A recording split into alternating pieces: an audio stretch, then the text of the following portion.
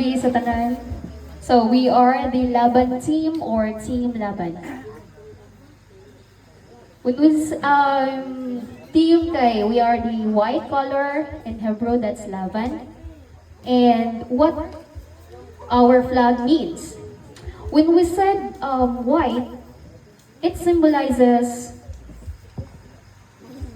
purity, clarity, and beauty. Beauty not only the outside, but the most important is the inside. What we have here, we have dove, a bird, of course. And the dove has a chain. Bisaya lang ko eh. O, ira kayo. Joke.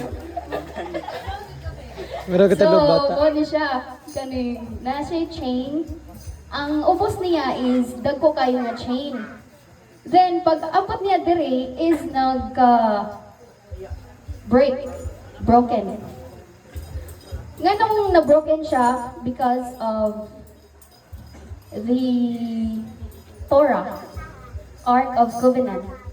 Ang atong gisaulog karon is ang pan nga way patubo, unleavened bread.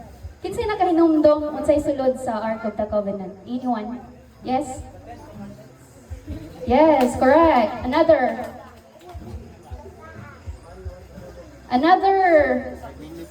Ay, 5 minutes already. Sorry.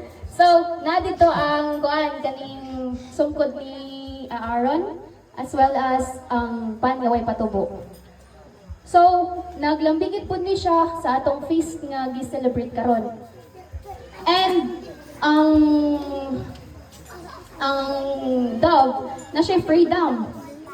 Kay ang kuan niya diri is ang mga sala, ang pagkaulipon sa sala. So na hatagan siya Torah, nagsunod siya.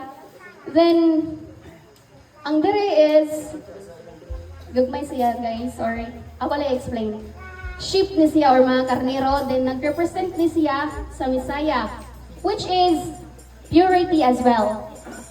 And di ba naman sa verse nga kung ang Messiah is ang makadungog sa iyahang pulong is musunod, correct?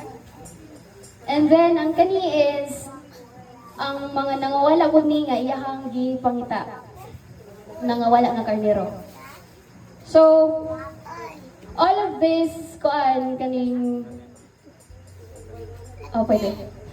So kanina kung sa ato ang mainumduman, mabasahan na to sa Hebrews 9:5 nga siya mahangyawi dire nadire ang iyang presensya.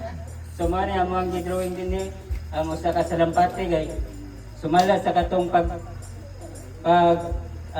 bautismo ni Juan Bautista dito ni Yeshua ni kunsad ang usa ka nga espiritu nga sama sa salampati.